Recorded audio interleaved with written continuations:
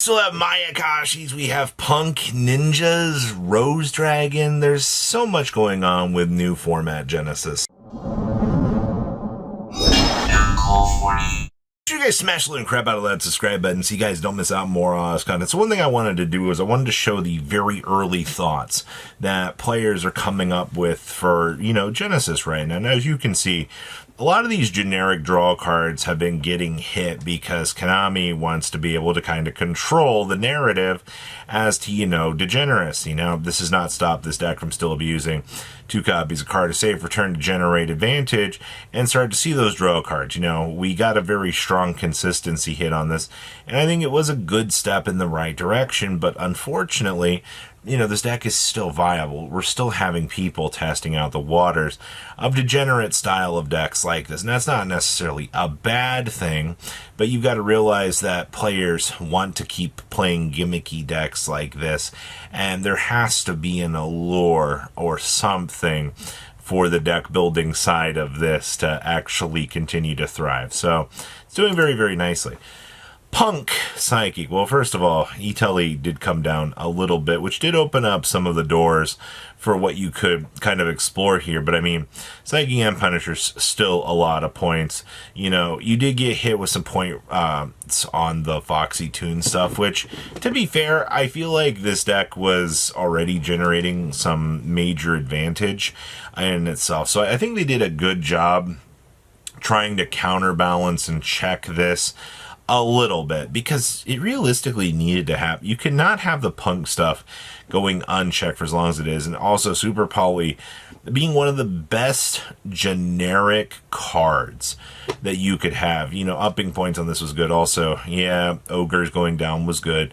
You still have Moonlit Chills in here. This deck is still doing great. Also, side deck still handling all of the problems on that 0-point access, which I think is very, very, very telling. Ooh, ninjas. So your extra deck of ninjas has gotten cheaper. Now, considering that you have to take this deck from what was the Rivalry of the Warlords event in a slightly more balanced setting, has definitely made people a little bit more question of things. And also, 7 Tachyon is still unrestricted at this point, which is such a crazy thing to see, that you can still generically use this toolbox as options to dig you further out of whichever piece you're going to need. And I mean, obviously, it looks like the Star Cestus here is going to be the big one that you're going to be using. But hey, if you can do all of your ninja stuff before you have to slam down into the point of 7 Tachyoning, I think you've got a pretty decent idea working out for you here. And honestly, this deck's pretty good. Also, Book of Eclipse is doing their job.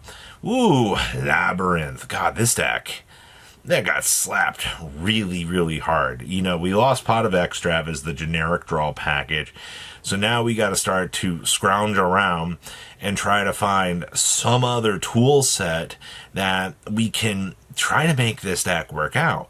Also, now Trap Tricks are costing points. So you have to really start to get into, if you want to play Labyrinth, what are going to be great substitutions and card choices? Enter the Ghastly Glitch, the Ice Dragons, Prisons, and Breakthrough Skills. These are probably going to be the only real good supplemental cards that I think you're going to be able to work with. It's really disappointing to say that because, gosh darn it, man, these are not great cards, but they are stable enough to allow you the opportunity to work with what you've been given here. Also, throwing 5k at your opponent's hilarious. Rescue Ace. The current state of Rescue Ace is kind of sad, actually.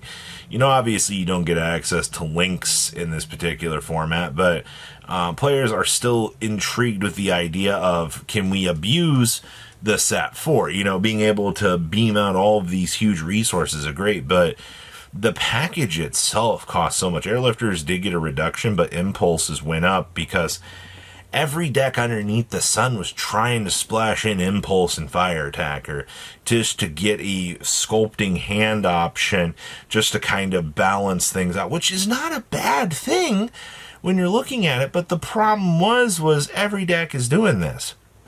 So you have to kind of give and take here on this. So unfortunately, this does hurt the pure build a little bit, but in terms of in archetype, you just see a shift from Airlifter into the Impulse.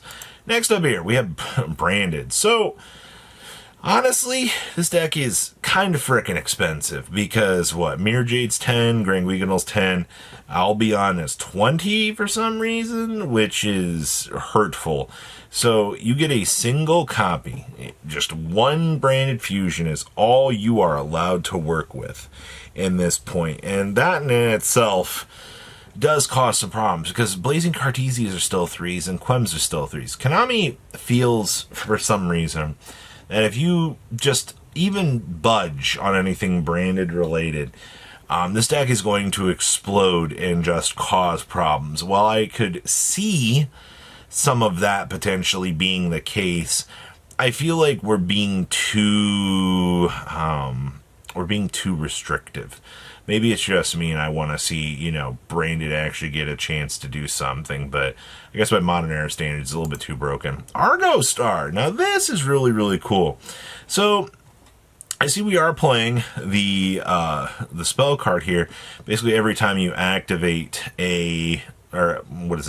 when you meet some requirements, it puts a counter on it. When there's 10 counters, you get to pull out a trap card here. Now, we are not playing the board wiping Oni trap card that seems really, really fun with this.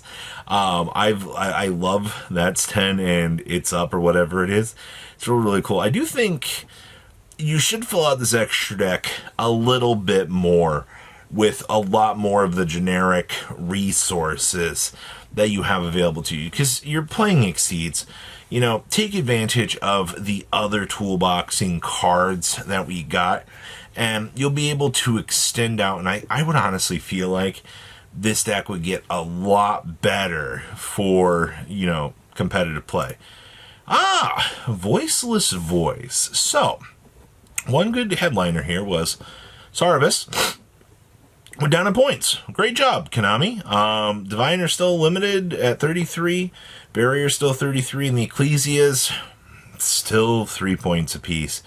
While we do see the Flare Metal now being an extra deck contender for this. The sad part is Flare Metal is a card that does kind of grind your opponent out on life. And it can cause some issues. I don't think people are really wanting to deal with that right now. So we'll have to wait and see if this deck does pick up a little bit.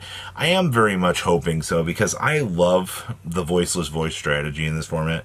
I think it's so awesome that, you can set up some good things, but also this card's pretty busted. You can try to argue otherwise, but the big attack point stats on negate's good. Blackwing. So this deck effectively just lost BLs, which BLs was causing some very, very unfun stuff. So now you kind of got to do a little bit of a step back here of Blackwings and kind of adjust your strategy. And I think that's fine. You do see that the big Assault Dragons went to 1s, which is not the worst thing in the world. We do get to see, we still get to play the Hot Red Dragon Archfiend, and along with this. If you're looking at Blackwings as like a semi-competitive deck, I mean, this doesn't seem bad on paper when you think about it, considering, you're just going to have to kind of do some Synchro Toolbox shenanigans, which if that's not your style, Yu-Gi-Oh, that's fine. You can make, the play lines as you need to, but I think for an initial deck kind of setting up, also having access to the OTK Death Machine here, your toolbox is looking pretty nice, honestly. And then our last list here is Rose Dragon Adventure. The fact that they put all these points into the adventure package. I mean, 50-point dedication here is kind of crazy. I do see the Bramble Rose Dragon getting 2 points here, which is okay, I feel like. But also, my God, man, we're actually playing Synchro Zone in this. I hate to tell you this, but if you actually accomplish Synchro Zone in this format, I don't imagine that your opponent's going to have a very, very strong time. This might be one of the future floodgates you're going to see restricted, because it does feel a little bit unfair. But hey, plant good stuff coming together and actually working out this is the kind of Yu-Gi-Oh! I like to see in this format. I think this is going to be one of the most innovative challengers that we've got. So what do you guys think? Please, leave a comment down below. Tell me what you guys think, and I will see your beautiful faces back here in a day, guys. Patrons! Thank you!